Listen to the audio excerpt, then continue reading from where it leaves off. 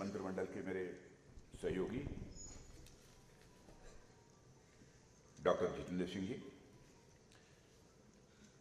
और प्रदेश अध्यक्ष भारतीय जनता पार्टी के श्री रविंद्र रैना जी, सांसद Shri Jugal Kishore ji, chief spokesperson who is conducting this programme Shri Sunil Sethi ji, बहुत इफेक्टिवली कंडक्ट किया है सुनील जी आपने। और यहाँ पर जो हमारे सारे इंटेलेक्चुअल्स बैठे हैं, मीडिया के मित्रों, इस डायस पर आने के बाद मैं थोड़ा असमंजस में हूं।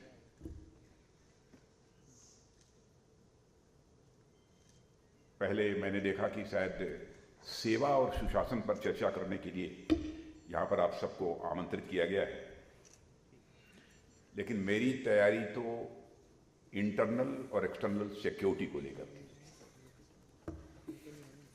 क्या बोलूं, कहां से मैं प्रारंभ करूं, इस कारण हमारे समक्ष एक असमंजस की स्थिति है। लेकिन सेवा सुशासन के बारे में भी कुछ बातें आपके सामने रखूंगा। इंटरनल और एक्सटर्नल सिक्योरिटी के बारे में जो प्रेजेंटेशन आप लोगों के सामने था वो बहुत ही कॉम्प्रिहेंसिव है, इसलिए बहुत ज़्यादा डिटेल में जाकर कुछ बतलाने की आवश्यकता नहीं है। जो कुछ भी मैं चर्चा करूंगा अपनी गवर्नमेंट को लेकर ही चर्चा करूंगा, पॉलिटिकल पार्टी की यहां चर्चा नहीं करूंगा, क्योंकि आज तक अपनी पॉलिटिकल लाइफ में कभी भी यूनिवर्सिटी प्रीमाइस के अंदर मैंने कोई पार्टी कार्यक्रम नहीं किया है, उसकी कभी भी मैंने इजाजत भी नहीं दी। इसलिए यहां मैं कोई पॉलिटिकल बात नहीं बोलूंगा। गवर्नमेंट का जो परफॉर्मेंस रहा है 9 वर्षों का, कुछ उसके बारे में चर्चा करूंगा और कुछ इंटरनल और एक्सटर्नल सिक्योरिटी हमारे देश की है उसके बारे में चर्चा करूंगा। 9 वर्षों का कार्यकाल हमारे प्राइम मिनिस्टर के नेतृत्व की सरकार का गुजरा है। यदि मैं कहूं कि 9 वर्षों के अंदर हमारी गवर्नमेंट ने बहुत ही क्रांतिकारी और युगांतकारी सुधारों की नींव रखी है, तो यह कहना भी एग्जैगरेशन नहीं होगा। अचीवमेंट्स तो गवर्नमेंट के बहुत सारे हैं। मैं समझता हूं कि आप लोगों में से बहुत सारे लोगों को गवर्नमेंट के अचीवमेंट्स की बुकलेट भी उपलब्ध हुई होगी, लेकिन सब मिला कर मैं ये कह सकता हूं कि 9 वर्षों में एक बहुत बड़ा काम यह हुआ है कि अंतर्राष्ट्रीय जगत में भारत की प्रतिष्ठा बढ़ी है। अंतर्राष्ट्रीय जगत में भारत का कद बढ़ा है। पहले अंतर्राष्ट्रीय मंचों पर भारत यदि कुछ बोलता था तो भारत की बातों को जितनी गंभीरतापूर्वक लिया जाना चाहिए वह नहीं लिया जाता था, लेकिन आज अंतर्राष्ट्रीय मंचों पर भारत कुछ बोलता है तो सारी दुनिया कान खोलकर सुनती है कि भारत बोल क्या रहा है। यह हैसियत सारी दुनिया में भारत की बनी है। भारत की प्रतिष्ठा का अंतर्राष्ट्रीय जगत में मूल्यांकन करना हो, हमारे प्राइम मिनिस्टर की जो इस बार की विदेश यात्रा थी, इसके पहले की जो उनकी विदेश यात्रा थी, उस दौरान भी आप देखें एक कंट्री का प्राइम मिनिस्टर यह कहता है अब्बास हैं। दुनिया का जो सबसे ताकतवर देश अमेरिका माना जाता है, अमेरिका का प्रेसिडेंट मिस्टर जो बाइडेन यह कहते हैं ग्लोबली आप इतने पॉपुलर हो कि आपका ऑटोग्राफ लेने की इच्छा हो रही है। और पापुआ न्यू गिनी का प्राइम मिनिस्टर अपनी respect from inner core of heart express करने के लिए वो पैर छूता है। पैर छूना यह कोई छोटी बात नहीं है। यह जो कुछ भी हुआ है, मैं समझता हूं कि इन सब सारे लोगों ने भारत के प्रति सम्मान की अभिव्यक्ति की है। हर भारतवासी का यह सम्मान है। यह केवल प्राइम मिनिस्टर का ही सम्मान नहीं है, यह हैसियत भारत की बनी है और बड़े उत्साह के साथ भारत अब तेजी से आगे बढ़ रहा है।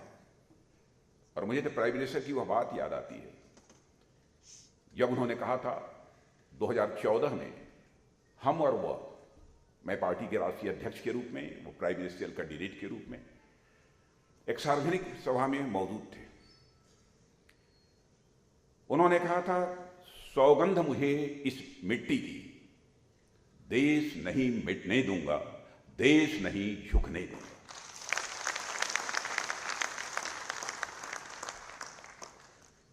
यदि मैं कहूं कि हमारे प्राइम मिनिस्टर ने जो कुछ भी उस समय सौगंध ली थी, कसम खाई थी, उसको लेटर एंड स्पिरिट में उसका निर्वाह किया है, तो यह कहना भी एग्जैगरेशन नहीं होगा।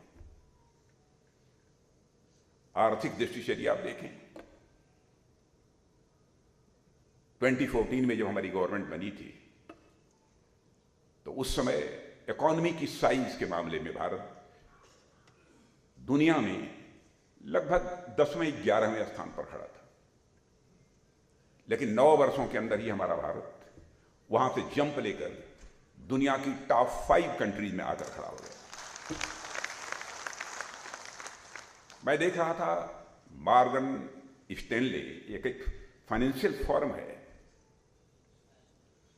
जो कि पहले भारत के बारे में कहती थी कि बहुत ही आर्थिक दृष्टि से यह कमजोर देश है, और उन्होंने एक टर्म कॉइन किया था, फ्रेजाइल 5।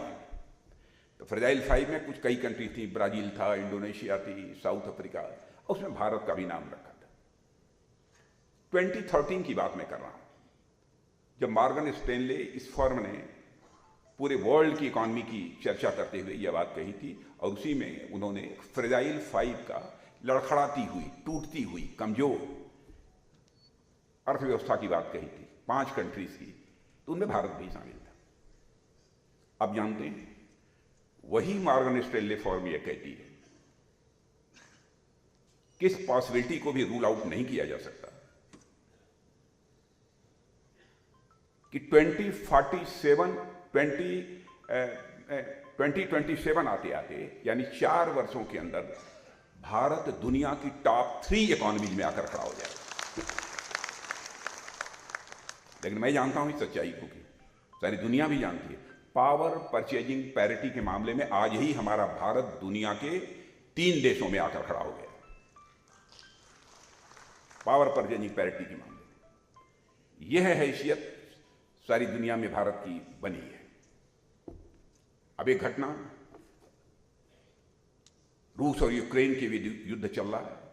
इस यूक्रेनियन क्राइसिस के दौरान हमारे बहुत सारे बच्चे जो वहां पर फंसे हुए थे यूक्रेन में, उनके गार्जियंस यहां बराबर गवर्नमेंट से डिमांड कर रहे थे, चाहे जैसे भी हो, यूक्रेन से हमारे बच्चों को आप बाहर निकालो। असमंजस की स्थिति थी, लेकिन एक स्ट्रांग विल पावर होने के कारण हमारे प्राइम मिनिस्टर ने चटपट फैसला किया और टेलीफोन उठाकर सीधे रूस के प्रेसिडेंट मिस्टर पुतिन से बात की, अमेरिका के राष्ट्रपति मिस्टर जो बाइडेन से बात की, और यूक्रेन के राष्ट्रपति मिस्टर जेलेंस्की से बात की। और आप सबको जानकारी है कि 4.5 घंटे के लिए युद्ध रुक गया और हम अपने हजारों बच्चों को लेकर जो है भारत आए।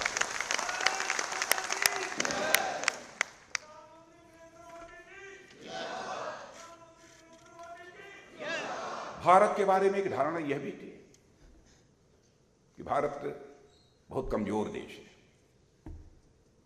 लेकिन अब यह धारणा धीरे धीरे काफी हद तक सारी दुनिया में अब समाप्त हो चुकी है। यह हमारी हैसियत बनी है।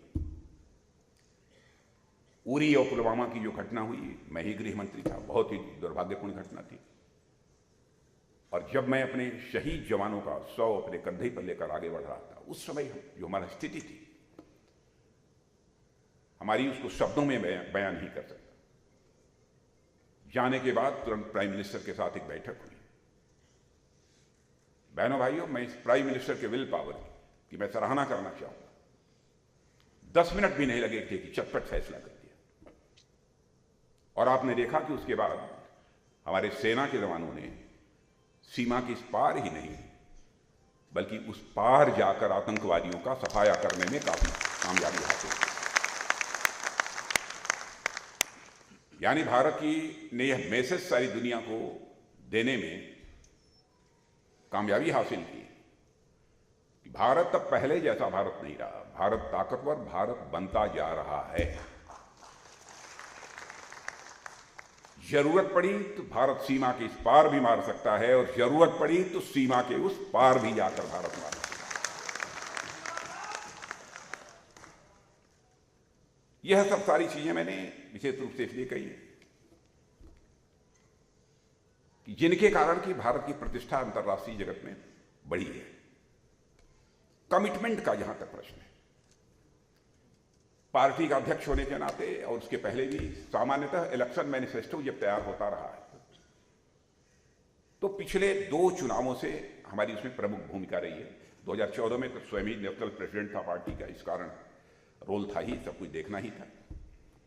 उस समय भी प्राइम मिनिस्टर हमसे कहते थे कि राजनाथ जी, मैं जानता हूं कि आप नहीं होने देंगे, लेकिन पूरा प्रिकॉशन लीजिएगा, अक्षर से देख लीजिएगा कि हम जो कह रहे हैं वो होना चाहिए। 2019 में जब मैं पार्टी अध्यक्ष नहीं था, गृह मंत्री था, तो उसमें उन्होंने कहा कि इलेक्शन मैनिफेस्टो यदि किसी की चेयरमैनशिप में बनेगा तो राजनाथ सिंह की चेयरमैनशिप में बनेगा और वह कमेटी हमारी चेयरमैनशिप में बनेगी।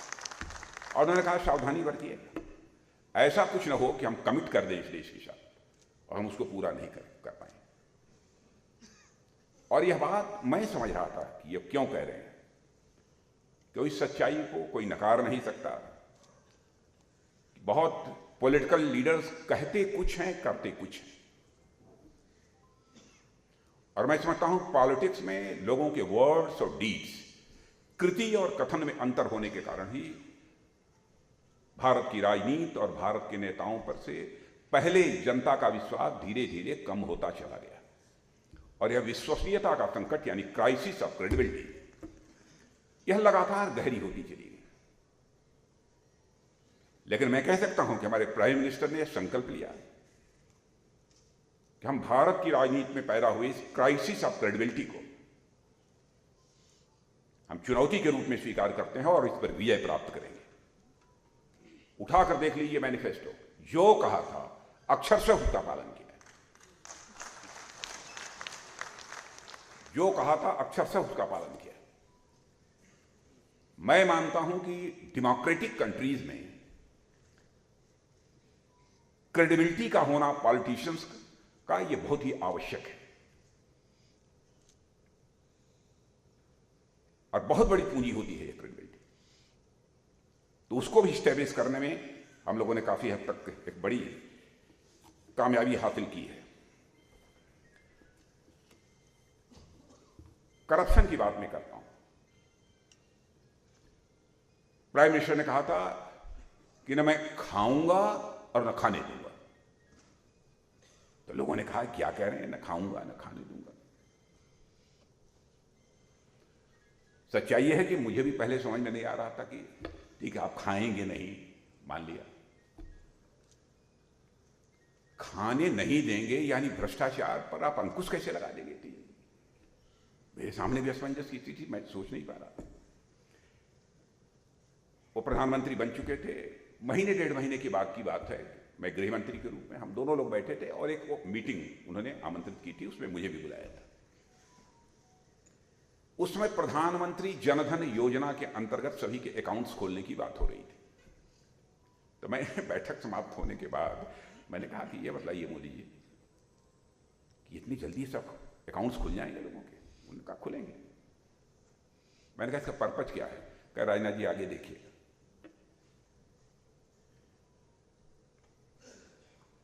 मैं समझता हूं कि हिंदुस्तान के हर परिवार में लोगों के अकाउंट्स बैंक में खुल गए। बात मेरी समझ में तब आई, बात मेरी समझ में तब आई जब डीबीटी के माध्यम से लोगों को पैसा ट्रांसफर होना शुरू हुआ।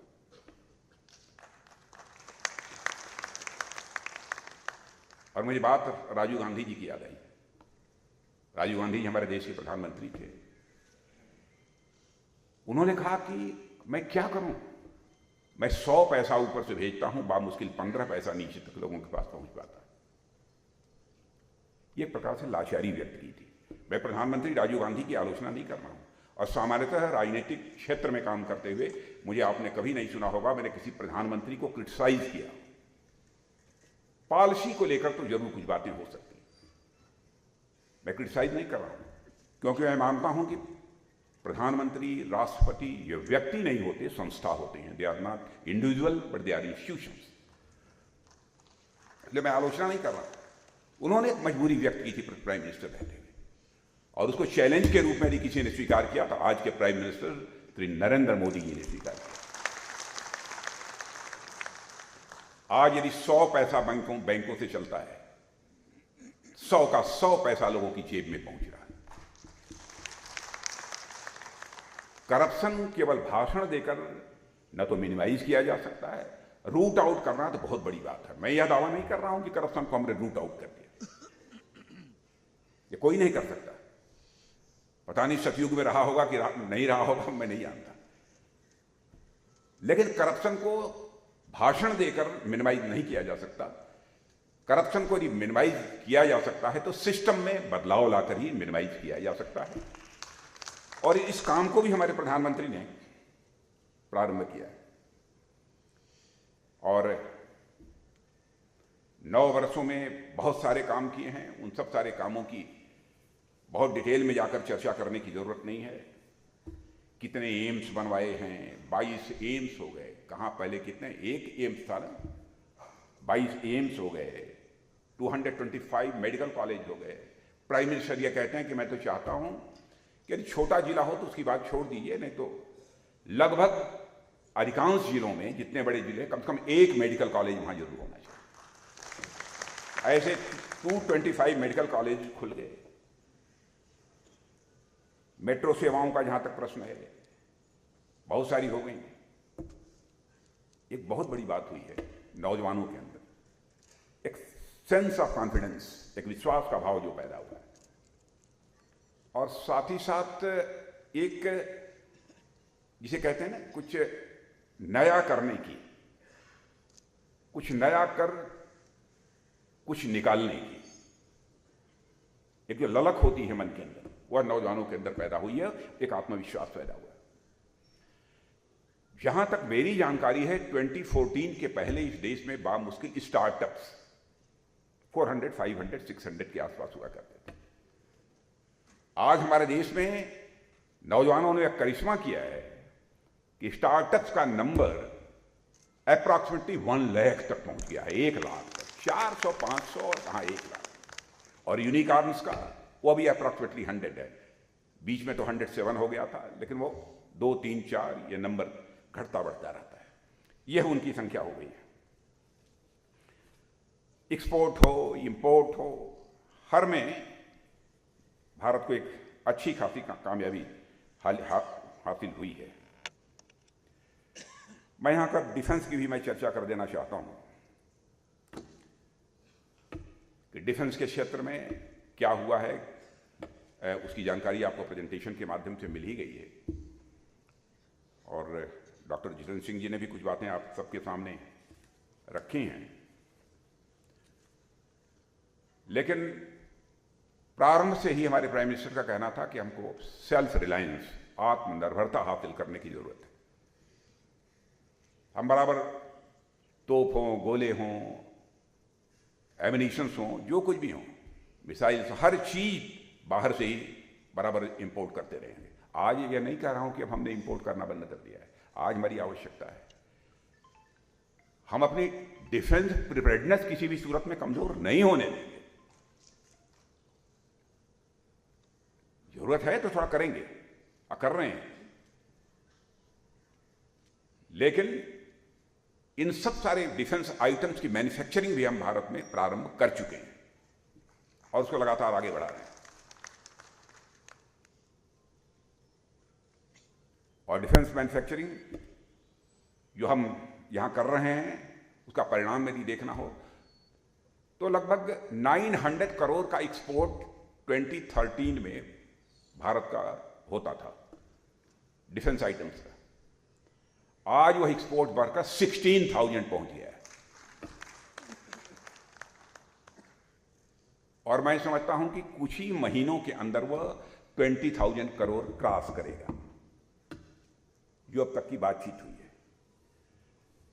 इस क्षेत्र में भी सरकार ने काफी काम किया है और कुछ मेजर डिसीजंस भी हम लोगों ने डिफेंस के क्षेत्र में लिए हैं, जिसके कारण इस प्रकार की स्थिति पैदा हुई है।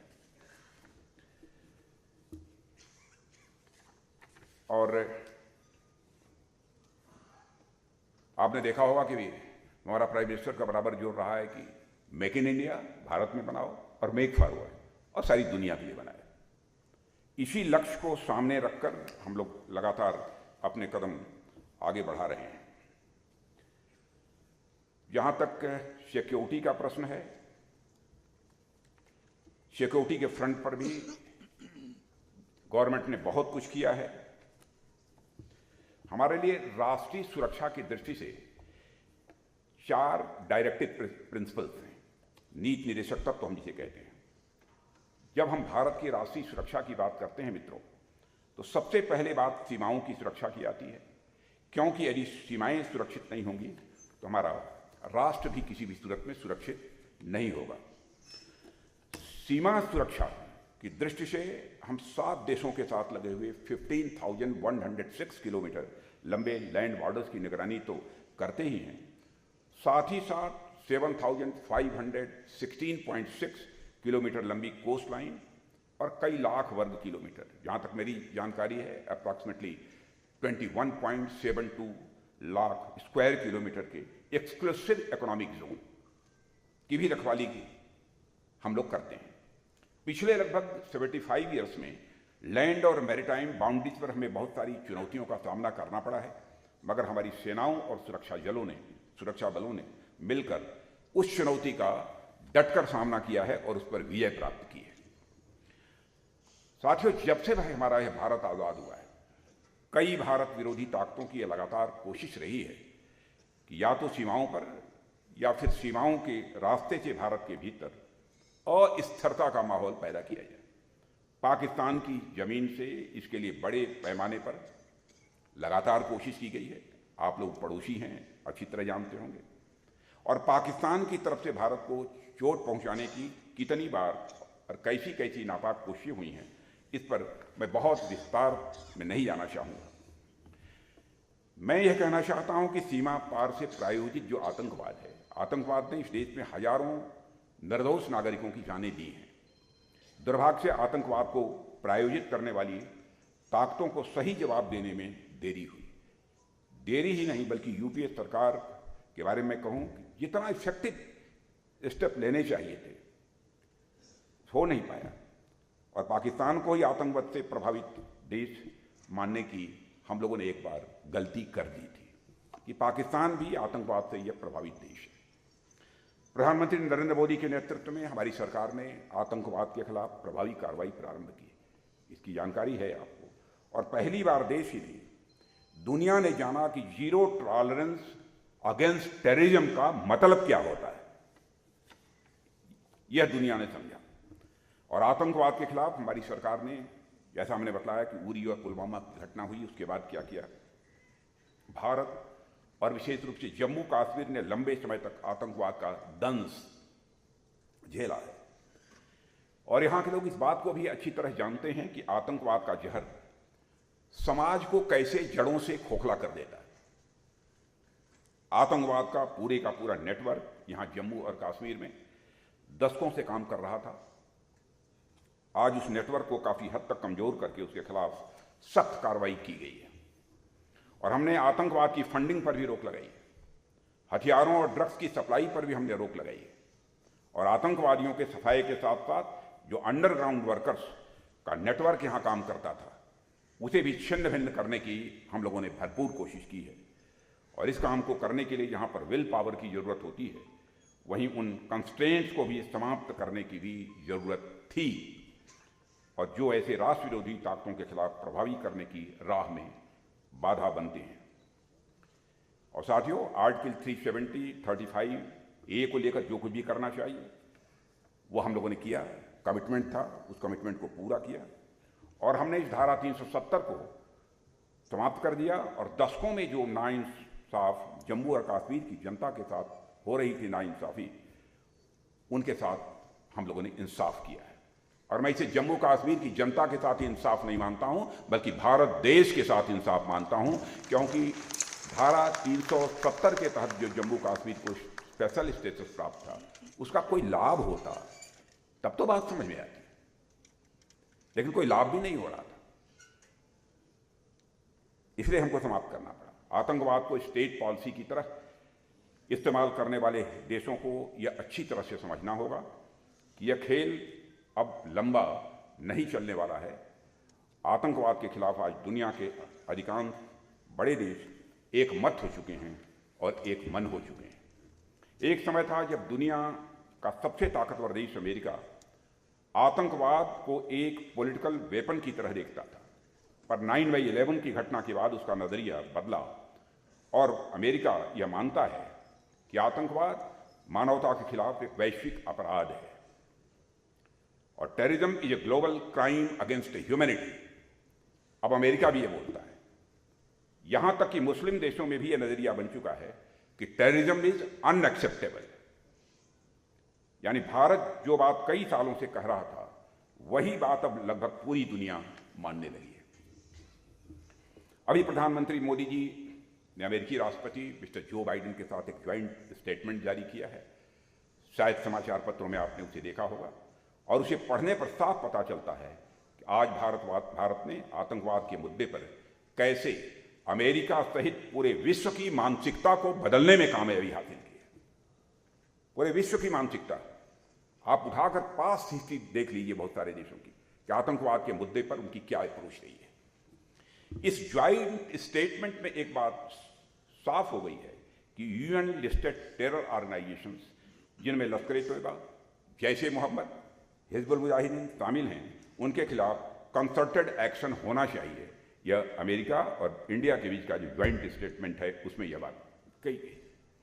और इस ज्वाइंट स्टेटमेंट में यह भी कहा गया है कि पाकिस्तान अपने यहाँ होने वाली हर आतंकी कार्रवाई पर लगाम लगाए और अपनी जमीन का इस्तेमाल, ये अमेरिका भी बोल रहा है, ध्यान दीजिएगा जो लोग पास हिस्ट्री जानते होंगे, और अपनी जमीन का इस्तेमाल इसके लिए किसी भी सूरत में न होने दे।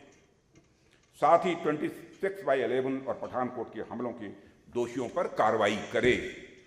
पहली बार यह स्टेटमेंट आया। इसी तरह टेरर फंडिंग को समाप्त करने पर भी ज्वाइंट स्टेटमेंट में बात की गई है। यह छोटी कामयाबी नहीं है, क्योंकि इससे सिद्ध हो गया है कि भारत जो कुछ भी पाकिस्तान प्रायोजित आतंकवाद को खत्म करने के लिए कर रहा है, वह सही दिशा में जा रहा है। साथियों, स्वाभाविक है कि पाकिस्तान के हुक्मरानों को इस ज्वाइंट स्टेटमेंट से मिर्ची लगेगी। उनकी तरफ से फिर से वही रटा रटाया बयान आया है कि भारत दुनिया का कश्मीर से ध्यान हटा रहा है। हम मान गए इस बात को। काफी हद तक कश्मीर के मुद्दे से दुनिया का ध्यान हटाने में कामयाबी हमने हासिल की है। मैं पाकिस्तान की सरकार को भी स्पष्ट बतलाना चाहता हूं कि कश्मीर की रट लगाकर कुछ हासिल नहीं होगा। अपना घर संभालिए और जिस तरीके के हालात वहां हैं उसमें कुछ भी जाए तो ऐसा आश्चर्य आपको नहीं होना चाहिए। साथियों, जम्मू और कश्मीर का एक बड़ा हिस्सा, जिसे कि पाक ऑक्युपाइड कश्मीर के रूप में हम जानते हैं, वहां के लोग देख रहे हैं कि इस तरफ लोग अमन और चैन के साथ अपनी जिंदगी बिता रहे हैं, यानी भारत में, और वहां जब पाकिस्तान की सरकार के द्वारा जब उन पर जुल्म किया जाता है, नाइंसाफी की जाती है, तो उन्हें तकलीफ होती है। मैं पाक ऑक्युपाइड कश्मीर के लोगों की बात में कर रहा हूं। पीओके पर सिर्फ गैर कानूनी कब्जा कर लेने से पाकिस्तान की कोई लोकस स्टैंडाई नहीं बनती है। भारत की संसद में पीओके को लेकर एक सर्वसम्मत प्रस्ताव पारित है कि वह भारत का ही हिस्सा था, है और आगे भी हम मानते रहेंगे। और इस मंशा को एक नहीं, कम से कम 3 प्रस्ताव संसद में इस मंशा को लेकर पारित किए जा चुके हैं। साथियों, हमारा अब तो आप ये देख रहे हैं कि पीओके में क्या हो रहा है। मैंने एक बार कहा था कि मुझे लगता है कि बहुत ज़्यादा हमको कुछ करने की जरूरत नहीं पड़ेगी। पाक ऑक्युपाइड कश्मीर के लोगों पर जो जुल्म ढाया जा रहा है, वहीं से यह डिमांड उठेगी कि हमको भारत में अपने को मर्ज करना है। और आपने देखा होगा टेलीविजन के पर्दे पर कई बार वहां के लोग स्लोगन, नारे लगा रहे हैं कि हमको भारत में मर्ज करो। यह कोई छोटी बात नहीं है। साथियों, हमारा दूसरा पड़ोसी देश चीन है। चीन के साथ भी कई बार कुछ मुद्दों को लेकर मतभेद हो जाता है, मगर सच है कि लंबे समय से चीन के साथ सीमा को लेकर एक परसेप्शनल डिफरेंस है ही। और इसके बावजूद कुछ ऐसे समझौते हैं, कुछ ऐसे प्रोटोकॉल्स हैं जिनका पालन करते हुए दोनों देशों की सेनाएं पेट्रोलिंग करती हैं।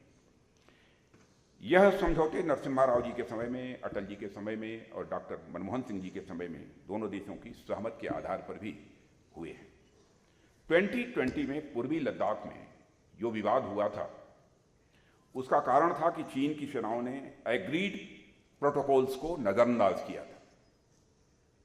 चीनी सेना पीएलए ने यूनिलेटरल तरीके से एलएसी पर कुछ बदलाव करने का प्रयास किया, जिसे हमारे बहादुर सैनिकों ने उसे विफल कर दिया।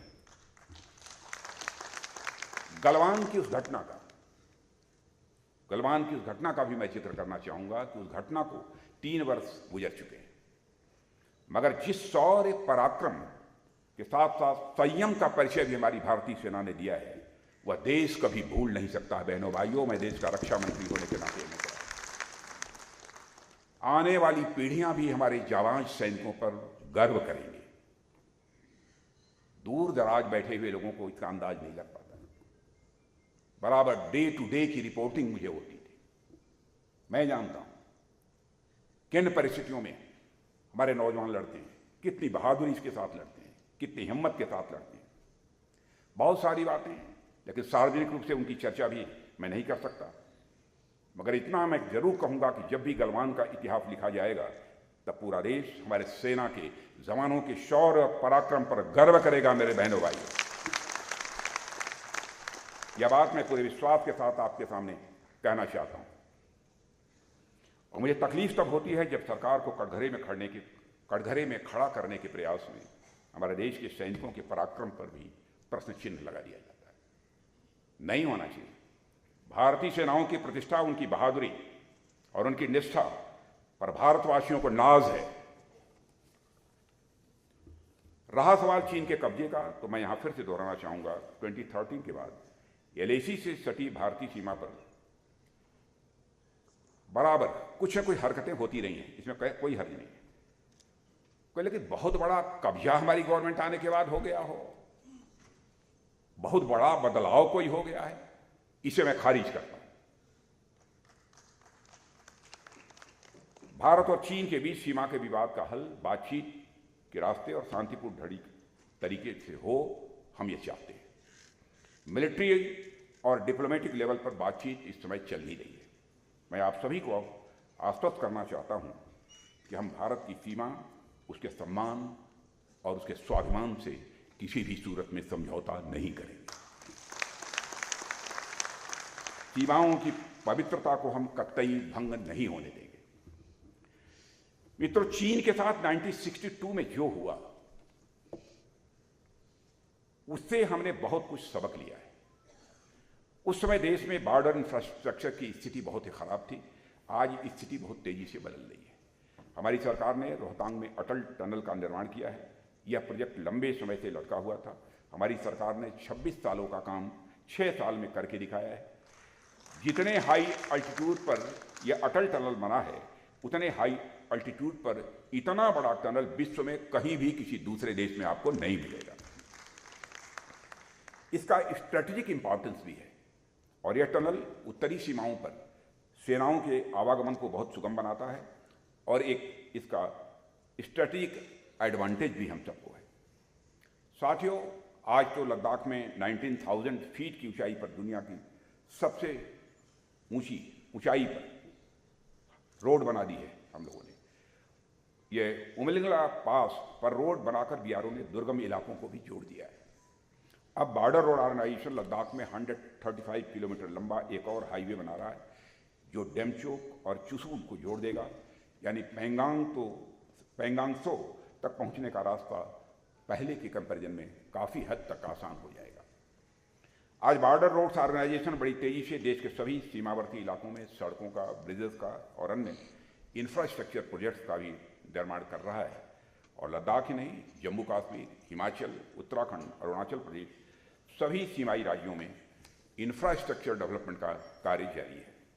और यह सब इसलिए हो रहा है क्योंकि राष्ट्रीय सुरक्षा में बॉर्डर इंफ्रास्ट्रक्चर की मजबूती बहुत ज़रूरी है। और साथ ही जो भारतीय नागरिक तमाम कष्ट झेलने के बावजूद सीमावर्ती इलाकों में रहते हैं, उन्हें भी इसका लाभ होता है। सीमाओं पर रहने वाले नागरिक हमारे लिए स्ट्रेटेजिक एसेट हैं। उनके हितों को ध्यान में रखते हुए भी बॉर्डर इंफ्रास्ट्रक्चर मजबूत करना ज़रूरी है। हम तो चाहते हैं कि हमारा बॉर्डर इंफ्रास्ट्रक्चर इतना डेवलप हो जाए कि हम बहुत सारे लोगों को सीमा पर भी ले जाकर वहाँ बसाना चाहते हैं, वहाँ पर अपने घर बनवाएं, वहाँ पर रहें, क्योंकि जो सीमा पर रहने वाले लोग हैं वो हमारे स्ट्रेटेजिक एसेट हैं। साथियों, एक समय था नॉर्थ ईस्ट का पूरा इलाका इंसर्जेंसी की चपेट में था और पिछले 9 सालों में नॉर्थ ईस्ट में शांति का एक नया दौर आया है। बड़ी संख्या में इंसर्जेंट्स या तो मारे गए हैं या तो मुख्य धारा में शामिल हो गए हैं। आज आप पूर्वोत्तर के राज्यों में जाएं तो आपको पूरी तस्वीर बदली हुई नजर आएगी। पहले का नॉर्थ ईस्ट और अब का नॉर्थ ईस्ट, दोनों में एक बहुत बड़ा अंतर आपको दिखाई देगा। मैं तो ये कहना चाहूँगा कि मोदी जी के अब तक के प्रधानमंत्रित्व काल में की सबसे बड़ी स्ट्रेटेजिक विक्ट्री नॉर्थ ईस्ट में शांति की बहाली है। कुछ ऐसी परिस्थितियाँ थी कि मणिपुर में कुछ ऐसी स्थिति पैदा हुई है, लेकिन अब स्थिति धीरे धीरे काफ़ी हद तक सामान्य हो रही है। और मुझे इस बात की व्यक्तिगत रूप से संतोष है कि 5 साल मुझे गृह मंत्री के रूप में भी इस पीस प्रोसेस में को गति देने का अवसर भी मुझे प्राप्त हुआ है। पूर्वोत्तर भारत में इंसर्जेंसी की समस्या पर साथियों जहां हमने काबू पाया है, वहीं पर वामपंथी उग्रवाद नक्सलिज्म पर भी नियंत्रण पाने में हमने काफ़ी सफलता हासिल की है। और आज नॉर्थ ईस्ट के बड़े हिस्से में AFSPA, armed forces special power act, हटा लिया गया है। अब मुझे तो उस दिन का इंतजार है जब जम्मू और कश्मीर में भी परमानेंट पीस आएगी और यहाँ से भी अफ्स्पा हटाने का हमें मौका मिलेगा। और मुझे इस बात की खुशी है कि हमारे आंतरिक सुरक्षा से जुड़े हर संकट के खिलाफ आज के हमारे होम मिनिस्टर श्री अमित शाह के नेतृत्व में बड़े प्रभावी ढंग से कार्रवाई चल रही है। मैं अमित शाह जी की जो भूमिका है मैं उसकी भी यहाँ आप सबके समक्ष सार्वजनिक रूप से सराहना करना चाहता हूँ। मित्रों, जहाँ तक लैंड बॉर्डर्स की रक्षा जरूरी है, वहीं भारत की राष्ट्रीय सुरक्षा में मैरीटाइम सिक्योरिटी एंड डिफेंस भी ये बेहद महत्वपूर्ण है। और आज भारत दुनिया की सबसे बड़ी अर्थव्यवस्थाओं में से एक है।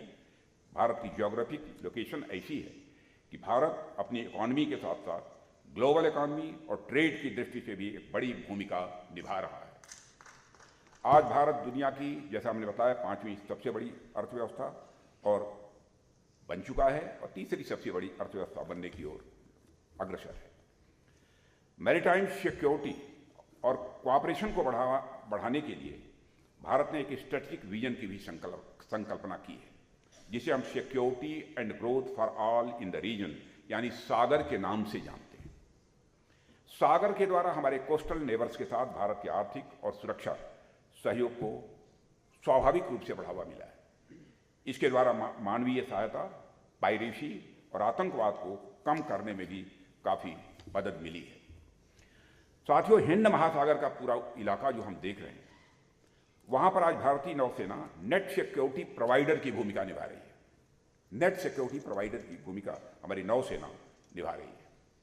मैं आप लोगों को यह भी बताना चाहूँगा कि इंडियन नेवी और कोस्ट गार्ड ने इस महासागरीय क्षेत्र में एक ऐसा भरोसा और विश्वास अन्य देशों के अंदर भी पैदा किया है कि उन्हें वे इंडियन ओशन में सबसे बड़े संकट मोचक और रक्षक के रूप में देखा है। साथियों, आज दुनिया की बड़ी से बड़ी नौसेनाएं भारत के साथ मिलकर अभ्यास करना चाहती हैं। पिछले दिनों मैंने दक्षिण भारत का दौरा किया और सदर्न नेवल कमांड सहित भारत के आसपास के समुद्री क्षेत्रों में नौसेना की ताकत को करीब से मैंने अनुभव भी किया है। हमने तो अब विक्रांत जैसे विशाल एयरक्राफ्ट कैरियर भी बना लिया है, जो विक्रमादित्य के साथ मिलकर देश की समुद्री सीमाओं की समय रक्षा कर रहा है। आगे भी हमारी योजना इसी प्रकार के एयरक्राफ्ट कैरियर बनाने की और है, जिस पर कि काम चल रहा है। मेरा तो यहां तक मानना है कि इस नए दशक में भारतीय नौसेना दुनिया की टॉप 3 सेनाओं में से एक बन जाएगी। हमारी कोशिश यह है। हम इकॉनमी की दृष्टि से नहीं, बल्कि सेना की ताकत के मामले में भी हम दुनिया के टॉप 3 देशों में खड़ा करना चाहते हैं। टॉप 1 शायद आज़ादी के 100 वर्ष पूरे हों तो अभी दिन हमको देखने को मिले। साथियों, आज हमने हमारे नेबरहुड की अवधारणा को भी और व्यापक स्वरूप प्रदान किया है। हमारे आसपास ऐसे भी अनेक देश हैं जिनकी सीमाएं हमारी थलीय सीमा से नहीं लगती, लेकिन वह हमारी एक्सटेंडेड नेबरहुड की संकल्पना के तहत आते हैं। एक्सटेंडेड नेबरहुड की हमारी एक संकल्पना है, उसके अंतर्गत आते हैं।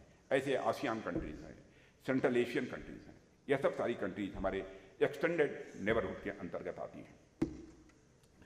ऐसे देशों के साथ भौगोलिक दूरी, ज्योग्राफिकल डिस्टेंस हमारी भले ही हो, पर दिलों की नज़दीकी अच्छी तरह हम लोगों ने कायम कर रखी है। आप लोगों ने समय समय पर, जब भी हमारे मिनिस्टर्स के दौरे होते हैं, हमारे प्राइम मिनिस्टर के दौरे होते हैं, उसके बाद जो भी स्टेटमेंट्स आते हैं, उससे उसकी झलक आप साफ तौर पर देख सकते हैं। साथियों, आज ग्लोबल थ्रेट्स और चैलेंजेस का स्वरूप इतना डायनेमिक हो गया है, यह आवश्यक हो गया है कि हमारा रिस्पांस भी इंटीग्रेटेड हो और साथ ही साथ यूनाइटेड भी हो। भारत एक प्रमुख रीजनल पावर है, इसलिए हमारे एक्सटेंडेड नेबरहुड के साथ अन्य देशों को लेकर अपनी सुरक्षा चिंताओं को अलाइन करना हमारे लिए ये बहुत ही महत्वपूर्ण है। राष्ट्रीय सुरक्षा की दृष्टि से भारत का पश्चिम एशिया के देशों के साथ बेहतर संबंध होना यह भी काफ़ी महत्वपूर्ण हो जाता है। और यह सारे देश, जिसमें सऊदी अरब, कतर, बहरीन, संयुक्त अरब अमीरात, जॉर्डन, इजराइल, फिलिस्तीन इत्यादि शामिल हैं, और भारत की एनर्जी और स्ट्रेटजिक बैलेंस की दृष्टि से भी इनका एक अपना विशेष महत्व है।